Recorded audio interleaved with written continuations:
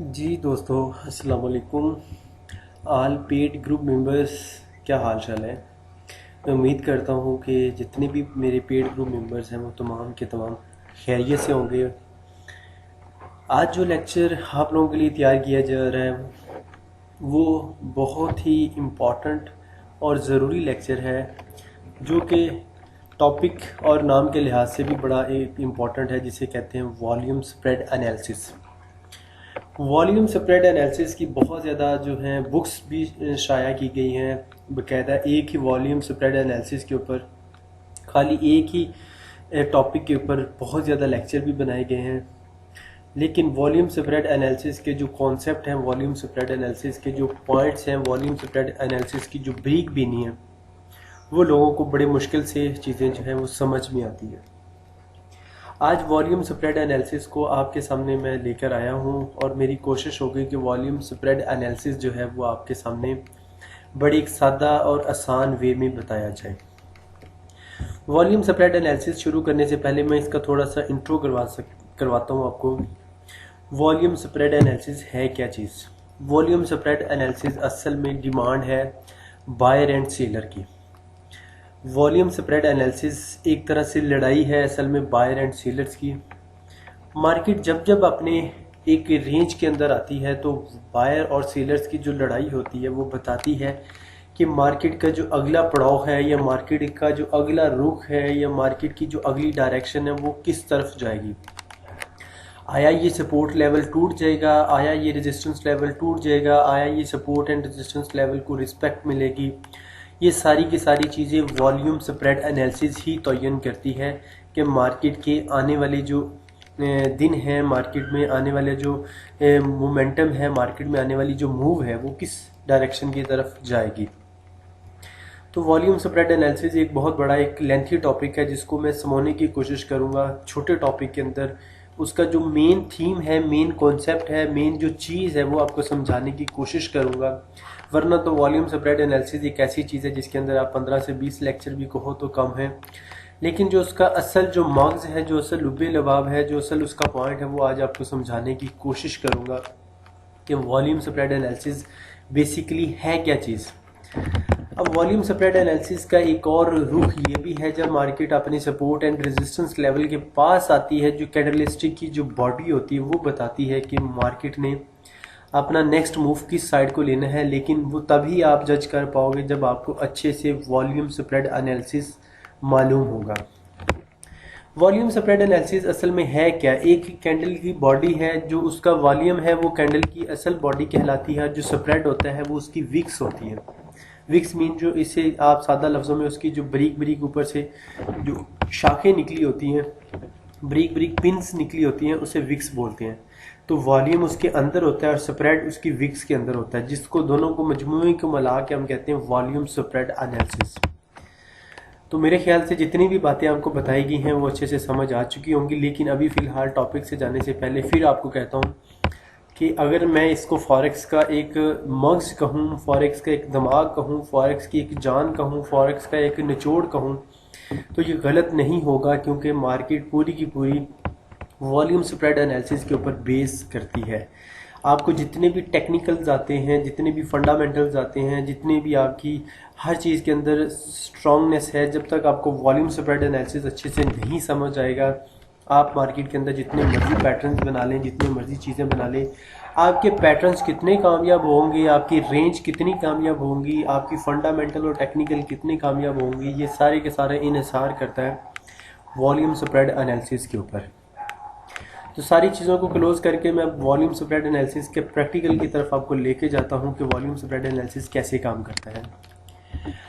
मैंने मार्केट के अंदर से एक ट्रू रेंज निकाल ली है। वो कैसे निकाली है, मार्केट प्रीवियस तौर पर जहाँ जहाँ पे सपोर्ट लिया, जहाँ जहाँ पे रेजिस्ट हुई, 2-3 से ज़्यादा दफ़ा जहाँ जहाँ पे सपोर्ट रेजिस्ट हुआ, मैंने वहाँ पे एक रेड कलर की लाइन ड्रॉ कर ली है। अब वो जो लाइन है वो आप उस लाइन के मुताबिक आपको मैं बताऊंगा कि मार्केट कैसे जो है डेली टाइम फ्रेम के अंदर, H1 के अंदर, H4 के अंदर अपने स्प्रेड वॉल्यूम एनालिसिस के मुताबिक अपनी रेंज को सपोर्ट करती है, अपनी रेंज को ब्रेक करती है। वो सारी की सारी चीज़ें आज आपके सामने पेश की जाएंगी। सबसे पहले शुरू से चलते हैं। मार्केट बिल्कुल स्टार्ट है, डेली का टाइम फ्रेम है। मार्केट की ये रेड लाइन आपको नज़र आ रही होगी। अब इस रेड लाइन को जब मार्केट ने ब्रेक किया, जहाँ पर अगर आपको वाज़ह तौर पर एक कैंडल जो नज़र आ रही है। अच्छा, अब आप लोगों को जो बड़े ही ज़रूरी पॉइंट्स हैं, अगर आपके पास कॉपी पेंसिल है लाजमी रखिएगा। मैं आज आपको बताऊंगा मार्केट का अगला पड़ाव किधर जाता है, वॉल्यूम स्प्रेड एनालिसिस के जो मेरे एनालिसिस होते हैं वो क्यों इतने ज़्यादा अच्छे होते हैं। ये सारे के सारे पॉइंट्स आज आपके सामने डिस्कस किए जाएंगे। लेक्चर थोड़ा लेंथी होगा, लेकिन आपको ये लेक्चर सुनने के बाद मार्केट के अंदर से हर टाइम फ्रेम में अपॉर्चुनिटीज़ तलाश करने का इंशाल्लाह मौका मिला करेगा और आप अच्छे से ढूंढ पाओगे छोटे एसएल और बड़े डीपी के साथ। अब जैसे ही मार्केट ने इस रेड लाइन को सेल के अंदर ब्रेक किया, अब मार्केट मजीद सेल में जा सकती है कि नहीं जा सकती। आपने ब्रेक के फौरन बाद ही ट्रेड नहीं लेनी, बल्कि अब आपका शुरू होता है volume spread analysis. Volume spread analysis क्या करता है कि मार्केट जब एक रेंज से दूसरी रेंज में जाती है तो मार्केट उस रेंज को होल्ड कर पाती है या उस रेंज में दोबारा वापस आती है। ये सारी की सारी चीज़ें तयन करती है वॉल्यूम स्प्रेड एनालिसिस। अब हुआ क्या, जब मार्केट ने इसको ब्रेक किया, रेड कैंडल ने अगली भी सेलिंग की तरफ बनी, जो कि एक वाज़िया तौर पर वॉल्यूम स्प्रेड एनालिसिस के मुताबिक बता रही थी कि मार्केट मजीद सेल में जाएगी। अगर ब्रेक करने वाली कैंडल आप देखें तो वो मारूबूजो थी, जो कि वाज़िया तौर पर इंडिकेट कर रही थी कि वॉल्यूम ही वॉल्यूम है, स्प्रेड कोई नहीं। वॉल्यूम स्प्रेड आपको फिर एक दफ़ा बता दूँ, ये स्प्रेड है विक, और ये जो रेड उसकी बॉडी है ये उसका वॉल्यूम है। इन दोनों चीज़ों को मिला के कहते हैं वॉल्यूम स्प्रेड। जैसे ये विक स्प्रेड है और ये बॉडी इसकी वॉल्यूम है, और ये थोड़ी सी विक बनी है, तो ये दोनों तरफा स्प्रेड है और सेंटर में उसकी बॉडी उसका वॉल्यूम है। अब जब उसने उसको ब्रेक किया इतनी ज़बरदस्त कैंडल ने, तो मार्केट एक तो वाज़ह तौर पे वहाँ पे ही सिग्नल दे चुकी थी कि मार्केट ने इस जो रेजिस्टेंस एरिया, सपोर्टिंग एरिया जिसको उसने ब्रेक करके अब रेजिस्टेंस के तौर पर ट्रीट करना है और वो करेगी। तो उसकी जो कैंडल थी उसकी एक बॉडी बहुत अच्छी थी, वो बता रही थी कि मार्केट ने मज़ीद नीचे जाना है। दूसरा वॉल्यूम स्प्रेड एनालिसिस आ गया। मार्केट के अंदर जो बायर आए थोड़ी देर के लिए, अगर आप इसकी बॉडी देखें तो वॉल्यूम बहुत कम, स्प्रेड बहुत ज़्यादा।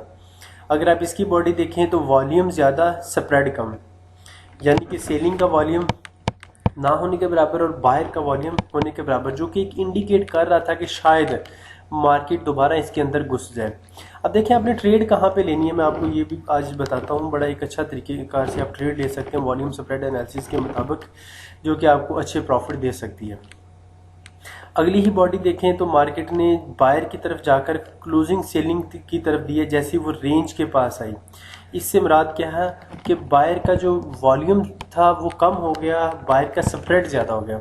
लेकिन अगर हम सेलर की बात करें तो सेलर का वॉल्यूम ज़्यादा हो गया। अगर आप देखें ना, बायर की तरफ गई थी बॉडी यहाँ तक, और बॉडी सारी की सारी ये अब चूंकि सेलर की तरफ ये सारी बॉडी बन रही है ऊपर से नीचे की तरफ, ये सारी की सारी, और एक छोटी सी पिन जो है ये सारी की सारी बनी है सेलर की तरफ। अब हम ये कह सकते हैं कि जो बायर का जो वॉल्यूम था वो कम और बायर का स्प्रेड ज़्यादा, लेकिन सेलर का यहाँ पे वॉल्यूम ज़्यादा है और सेलर का स्प्रेड कम है। थोड़ा सा अगर पॉइंट अगर आपको नहीं समझ है मैं फिर बताता हूँ। ये जो कैंडल है जिसने एक पिन बनाई है, इसमें चूँकि पहले बायर हैवी हुए थे, बायर अपने प्रेशर को कंट्रोल नहीं कर पाए और बायर ने वो जो बॉडी थी वो सेलर में कन्वर्ट कर दी। अब हुआ क्या, बायर बिल्कुल एक तरह से इसमें खाली हो गए, इसमें बायर का कोई वॉल्यूम नहीं रहा, तो वॉल्यूम के लिहाज से बायर लूज़र है।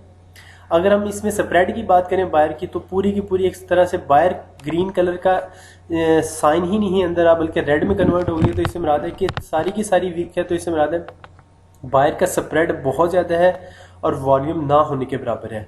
तो वॉल्यूम स्प्रेड एनालिसिस के मुताबिक यहाँ पे बायर निकल चुके हैं और सेलर हैवी हो चुके हैं। अब दूसरी तरफ से अगर हम सेलर की बात करें, चूँकि ये बॉडी ऊपर तक बायर के हक में गई थी, जैसे ही ऊपर से सेलर ने खींचना शुरू की, तो चूँकि अब ये ऊपर वाली जो विक भी है ये भी असल में सेलर का वॉल्यूम ही है, और नीचे आके जो छोटी सी बॉडी बनी है सेलर की, ये भी सेलर का वॉल्यूम है। इस लिहाज से अगर हम इंडिकेट करें तो यहाँ पर एक वाज़िया तौर पर एक सिग्नल बन गया है कि बायर का जो प्रेशर था वो लूज़ हो गया, सेलर का प्रेशर हैवी हो गया। बायर का जो वॉल्यूम था वो ज़ीरो हो गया, बायर का जो स्प्रेड था वो बहुत बढ़ गया।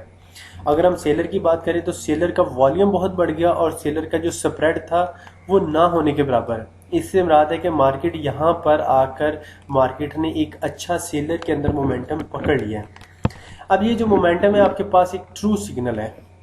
ये ट्रू सिग्नल के साथ अगर आप ट्रेड करें और जो कि ट्रेड आपके सामने ही है। आपने जब ट्रेड की, अब देखिए ट्रेड करने के भी थोड़े से रूल हैं। जब ऐसी बॉडी बन जाए तो उसके बाद भी मार्केट थोड़ा सा ऊपर रिट्रेस करती है, जो कि आपको ग्रीन कैंडल की जो बॉडी है इसने थोड़ा सा रिट्रेस किया, साथ में एक और इंडिकेट कर दिया। अब अगली ही ग्रीन बॉडी ने फिर क्या किया, बायर का जो वॉल्यूम था वो कम कर दिया और जो बायर का स्प्रेड था जो एक विक की सूरत में आपको नजर आ रहा है वो बहुत बढ़ा दिया, जिससे एक वाजिया तौर पर इंडिकेट हो गया कि अब बायर यहाँ पर इतने कमज़ोर हो चुके हैं कि मार्केट यहाँ पर बायर को सपोर्ट नहीं करेगी। मार्केट ने अब हर 100/100 नीचे ही जाना है। अब जब आपको पिछली कैंडल ने ही बायर का जो मोमेंटम था वो बता दिया था कि बायर यहाँ से निकल गए हैं, सेलर हैवी हो चुके हैं। अगली कैंडल पे आप जब रिट्रेसमेंट हुई थी, यहाँ नहीं कि यहाँ पे सेंटर में आई है, इससे थोड़ा सा ऊपर गई, तो आप सेल की ट्रेड ले सकते थे, क्योंकि आपकी कंफर्मेशन पिछली ही कैंडल ने वॉल्यूम स्प्रेड एनालिसिस के मुताबिक कर दी थी। अगर आपको पॉइंट नहीं समझ आया पिछली कैंडल का, मैं फिर रिपीट करता हूँ कैसे वाजिया हुआ। देखिए ये जो रेड कलर की कैंडल बनी है, जो कि छोटी सी पिन बन गई है नीचे की तरफ, बायर ऊपर उठा के लेके गए, बायर अपना प्रेशर, बायर अपना वॉल्यूम कंट्रोल ना कर पाए, बायर ने अपना वॉल्यूम सारे का सारा दे दिया सेलर को, और बायर का बाकी क्या बच गया, सिर्फ स्प्रेड यानी विक। तो इससे मुराद है कि बायर की स्प्रेड बहुत ज़्यादा है और वॉल्यूम ना होने के बराबर। लेकिन सेलर की तरफ देखा जाए तो सेलर चूंकि ऊपर से बॉडी को नीचे खींच के ले आए, तो ऊपर वाला जो हिस्सा भी है वो भी सेलर का है, तो सेलर ने ऊपर से लेकर इस छोटी सी पिन तक पूरे का पूरा वॉल्यूम दिया है। तो इससे मुराद है कि जो सेलर का वॉल्यूम ज़्यादा है और स्प्रेड कम है। जहाँ पे वॉल्यूम ज़्यादा और स्प्रेड कम होता है, इससे मुराद है कि वो पार्टी बहुत तगड़ी हो चुकी है, उस पार्टी ने यहाँ पर अपना वोट बैंक बढ़ा लिया है। इससे मुराद है कि यहाँ पर सेलर हैवी हो चुके हैं। आपने क्या करना था, अगली कैंडल की थोड़ी सी रिट्रेसमेंट देखनी थी। रिट्रेसमेंट यानी कि ऊपर मार्केट जाती, वहां पर आप ट्रेड ले लेते ताकि आपका जो नुकसान है, लॉस है, वो कम से कम हो जाता। तो मार्केट आपके सामने ऊपर गई, लेकिन फिर वॉल्यूम जो बायर का वॉल्यूम था वो कम हो गया और बायर के जो स्प्रेड है वो ज़्यादा हो गई, जो कि एक वाजिया तौर पर एक इस बात की दलील थी दूसरी कैंडल क्या, वो मार्केट ने लाजमी नीचे गिरना है। और आपके सामने ये मार्केट ने 2-3 दिन मार्केट आपको होल्ड में नजर आई, और उसके बाद फिर मार्केट आपके हक में आई। और कितना हक में आई, अगर आप यहाँ से ट्रेड लेते वॉल्यूम स्प्रेड एनालिसिस के मुताबिक, तो मार्केट आपको यहाँ से मिलती, क्योंकि रिट्रेसमेंट पे लेनी थी, और मार्केट आपको तकरीबन 200+ ग्रीन पिप्स में एक ट्रेड वॉल्यूम स्प्रेड एनालिसिस की मदद से लेकर गई। अच्छा जी, अब दूसरी रेंज इधर से आकर भी देख लेते हैं कि मार्केट ने जब इस रेंज के अंदर आई, ये 2 रेड लाइन के अंदर आई, 1 और 2। अब मार्केट जब इसको रीटेस्ट करने के साथ साथ अगर आप देखें वॉल्यूम स्प्रेड एनालिसिस क्या बताता है, मार्केट ने सेलिंग के अंदर गई, मार्केट ने अपना सेलिंग प्रेशर यहाँ पर लूज किया, लेकिन अगर वॉल्यूम देखें तो मार्केट का वॉल्यूम ज़्यादा था, स्प्रेड कम था। अगली कैंडल ने एक छोटी see hope they the market के अंदर कि मार्केट अब इस रेंज से ऊपर निकलेगी, लेकिन वो होप इतनी वैलिड नहीं थी कि आप हम उसको ट्रेड कर सकते। लेकिन अगली जो कैंडल थी, अब यहाँ पर फिर वही समझने की बात है, मार्केट सेलर्स जो थे वो नीचे लेके गए, लेकिन सेलर होल्ड नहीं कर पाए, तो फिर वहाँ से प्रेशर किसका बना, बायर का।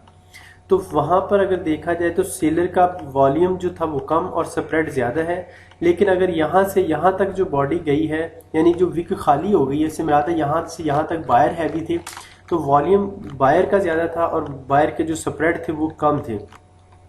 लेकिन चूंकि ये हमारे लिए ट्रेड का सिनेरियो अच्छा नहीं था, कोई वैलिड सिग्नल नहीं था, लेकिन हमें चूंकि यहाँ पे जंग से समझ आ रही थी कि बायर जो थे उनका वॉल्यूम ज़्यादा हो रहा है, बायर का स्प्रेड कम हो रहा है, और जो सेलर्स हैं उनका स्प्रेड ज़्यादा हो रहा है और उनका वॉल्यूम कम हो रहा है। हम चूंकि यहाँ से ट्रेड तो नहीं कर पाते, लेकिन अगली जो कैंडल थी जिसने एक प्रॉपर वे में आपको बुलिश मोमेंटम दिखाया, प्रॉपर वे में आपको बताया कि बायर का जो वॉल्यूम है अब ज़्यादा है और बायर का स्प्रेड ना होने के बराबर, छोटी सी वीक है, वीक ना होने के बराबर, यानी कि इस पूरी कैंडल के अंदर बायर का वॉल्यूम ही वॉल्यूम है और स्प्रेड ना होने के बराबर। अब हमने चूंकि ट्रेड तो हमें कंफर्म हो गई कि मार्केट ने अब ऊपर जाना, लेकिन ट्रेड किस कैंडल पे करेंगे, अगली कैंडल पे। अगली कैंडल, पहली बात तो इस कैंडल की बॉडी के हाफ तक रिट्रेसमेंट करे, ये अपनी शर्त है, ये ज़रूर आपने फॉलो करवाना है इस चीज़ को। अब हाफ तक तो आपके सामने ये रिट्रेसमेंट हुई है, अब हाफ तक रिट्रेसमेंट करने के बाद आपने ट्रेड ओपन करनी है। और दूसरी बात, आप अगली ही कैंडल पे फिर देख लें, इसका जो वॉल्यूम है कैंडल का कम और जो विक है यानी जो इसका स्प्रेड है वो ज़्यादा है, जो कि आपको मज़ीद एक आपके जो सेटअप है उसको कंफर्म करती है कि मार्केट ने अब मज़ीद ऊपर ही जाना है। और अगली कैंडल ने देखें उस रेंज को दोबारा टेस्ट किया है।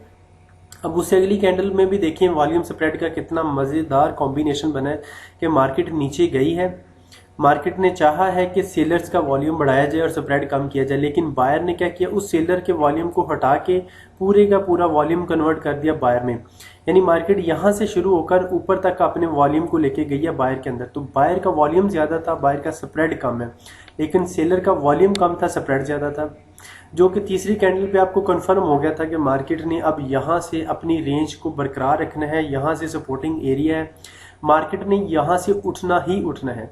और आपके सामने है मार्केट आपकी दूसरी रेंज तक गई है।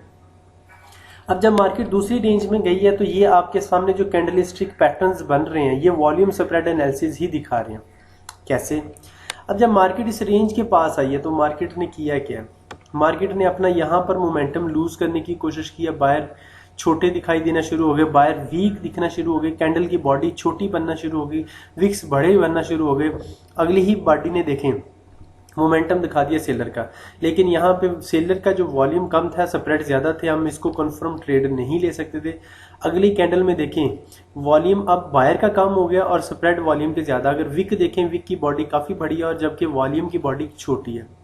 अगली पे फिर विक बड़ी और वॉल्यूम की बॉडी छोटी, यानी कि यहाँ पे मार्केट कंफ्यूज्ड है। यहाँ पे ना तो बायर हैवी होने की कोशिश कर रहे ना सेलर। इसी तरीके से अगली बॉडी में भी मार्केट ने यही मोमेंटम ज़ाहिर किया, उससे अगली में भी, और उससे अगली में मार्केट ने क्या किया, अपना बायर का वॉल्यूम ज़्यादा किया लेकिन बायर का जो स्प्रेड है वो कम किया। लेकिन मार्केट ऊपर इस रेंज के ऊपर अपनी बॉडी को होल्ड नहीं कर पाई। यहाँ पे अगर आप विक देखें तो विक उस रेंज के अंदर ही आके क्लोज हो रही है, जो कि इंडिकेट कर रही है कि अभी तक रेंज नहीं ब्रेक हुई। ब्रेक रेंज तब होती है जब बॉडी पूरी की पूरी ऊपर क्लोज हो, जैसे कि इस सिनेरियो में था, नीचे क्लोज हुई। तो अब यहाँ पे कोई क्लोज ऊपर नहीं हो रही। अब हुआ क्या, अगली ही कैंडल ने बायर का वॉल्यूम देखें आप, इस पिछली कैंडल में वॉल्यूम ओवरऑल इसके स्प्रेड के लिहाज में तकरीबन बराबर ही है, क्योंकि इधर भी वीक है ऊपर भी वीक है, वॉल्यूम भी उतना ही है। तो वॉल्यूम और स्प्रेड जो थे इक्वल थे। लेकिन अगली जो कैंडल सेलर्स की बनी उसने एक तो सेलर का प्रेशर बताया, सेलर का वॉल्यूम बताया और सेलर का जो स्प्रेड था विक थी वो छोटी बताई। और अगर आप इसको ट्रेड करते तो आपके सामने कि इनगल्फ भी बना हुआ है। अब चूंकि ट्रेड का वही रूल है, आपने इस कैंडल के साथ ही ट्रेड नहीं करनी बल्कि अगली कैंडल का वेट करना है, अगली कैंडल इसके हाफ तक रिट्रेसमेंट करे। अब हाफ से भी ऊपर गई है मार्केट बायर के अंदर, तो बायर ने क्या किया, अपना यहाँ पर आकर मोमेंटम ही खो दिया इस कैंडल में, जो कि सेल के अंदर क्लोज हो रही है, एक पिन बार बना रही है। तो उससे क्या हुआ, वॉल्यूम जो था बायर का वो जीरो हो गया और जो स्प्रेड था बायर का वो बहुत ज़्यादा हो गया। और जहाँ पे सेलर की बात देखी जाए तो चूंकि मार्केट ऊपर तक गई है, ऊपर बायर के हक में गई है, तो ऊपर से बायर को खींचा है सेलर ने नीचे, और ये जो छोटी सी बॉडी ये भी सेलर की, और ऊपर से खींच के नीचे लेके ये सारी की सारी जो विक है ये चलेगी सेलर के हक में। तो इससे मुराद है कि सेलर का जो वॉल्यूम है वो बढ़ गया और जो सेलर का स्प्रेड है वो ना होने के बराबर, ये छोटी सी विक जो बची है ये सेलर का स्प्रेड है। तो इससे मुराद है कि सेलर जो है अगली कैंडल पे आपको कंफर्म हो गया कि सेलर यहाँ पर अच्छे खासे हैवी हो चुके हैं। आपने ट्रेड तो इसके हाफ पे ले ली थी, चूंकि इनगल्फ का सिग्नल बन गया था। आपने सिर्फ इसके रिट्रेसमेंट का जो हाफ बॉडी थी उसके ऊपर पेंडिंग ऑर्डर लगा दिया था सेल लिमिट का, ट्रेड तो आपकी यहाँ पे ही ओपन होगी। लेकिन अगली जो कैंडल थी उसने आपको कंफर्म कर दिया कि मार्केट अब सेल में जाएगी। उससे अगली कैंडल ने भी बहुत अच्छे से कंफर्म किया, क्योंकि बायर का अगर वॉल्यूम देखें अगली कैंडल में ना होने के बराबर और जो स्प्रेड है वो बहुत ज़्यादा है। ओवरऑल चूंकि आपकी ट्रेड यहाँ से ओपन हो चुकी थी, आपकी इस रेंज तक ट्रेड को आना था, जो कि आपके सामने मार्केट आई, बल्कि मार्केट ने इस रेंज को ब्रेक किया। अब रेंज को ब्रेक करने के बाद मार्केट जब ऊपर गई वो एक अलग सिनेरियो है। यहाँ पर मेरे ख्याल से आपको वॉल्यूम स्प्रेड एनालिसिस के जो पॉइंट्स थे यहाँ पर वो आपको अच्छे से समझ आ चुके होंगे। अब यहाँ पर भी देखें, ये वॉल्यूम स्प्रेड एनालिसिस का एक बहुत खूबसूरत एक बना हुआ है, यानी कि मार्केट बायर्स के अंदर गई लेकिन सेलर आए, मार्केट फिर उस रेंज को रीटेस्ट करने गई लेकिन उसकी विक बहुत बड़ी बन गई और उसकी जो बॉडी कम हो गई, यानी कि स्प्रेड ज़्यादा वॉल्यूम कम। अगली कैंडल ने भी यही शो किया कि वॉल्यूम कम स्प्रेड ज़्यादा, और उससे अगली कैंडल फिर बायर में खींच के लेके गई, लेकिन उस कैंडल की जो क्लोजिंग थी वो बता रही थी कि वॉल्यूम जो है यहाँ पर सिर्फ सेलर का है, क्योंकि ऊपर से नीचे तक सारी की सारी बॉडी सेल की ही आई। सेल का स्प्रेड ना होने के बराबर वॉल्यूम ज़्यादा, बायर का स्प्रेड जो था वो बहुत ज़्यादा और वॉल्यूम ना होने के बराबर। जहाँ से आप ट्रेड ले सकते थे आप इसको इंडिकेट, नहीं तो इसके हाफ पे अगर ट्रेड लगाते तो ये जो कैंडल बॉडी आई है ये हाफ तक आई है आपकी, यहाँ से ट्रेड ओपन होती। और ये जो दूसरी रेंज है मार्केट यहाँ तक बहुत क्लियर तौर पर आई और यहाँ पर आकर मार्केट ने वाज़िया तौर पर जो सेलर का प्रेशर था वो ख़त्म किया। आपके सामने है सेलर के जो स्प्रेड हैं वो ज़्यादा है और वॉल्यूम सेलर का ना होने के बराबर। ओवरऑल आपको डेली के टाइम फ्रेम में मेरे ख्याल से काफ़ी चीज़ें समझ आ चुकी होंगी कि वॉल्यूम स्प्रेड एनालिसिस कैसे काम करता है। तो इंशाल्लाह H4 और H1 का जो टाइम फ्रेम है उसका लेक्चर मैं नेक्स्ट में बनाता हूँ, क्योंकि ये लेक्चर फिर बहुत बड़ा हो जाएगा। अपनी दुआओं में शामिल रखिएगा, वॉल्यूम स्प्रेड एनालिसिस को ज़्यादा से ज़्यादा प्रैक्टिकल वर्क कीजिएगा, इसके चार्ट मुझे लाजमी शेयर कीजिएगा ताकि आपको चीज़ों की ज़्यादा से ज़्यादा समझ आ सके। बहुत शुक्रिया, अल्लाह हाफिज़।